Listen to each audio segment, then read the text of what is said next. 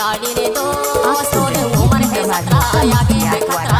धीरे चला हो रे दो तोरे उम्र है 17 आगे है खतरा धीरे चला हो रे यार धीरे धीरे लहा हो रे दो ताना बोल बुटिया ले दादरिया गाले रात है बाटी रे दो ए दिली वाली दादरिया गाली रात है बाटी रे दो Exclusive remix.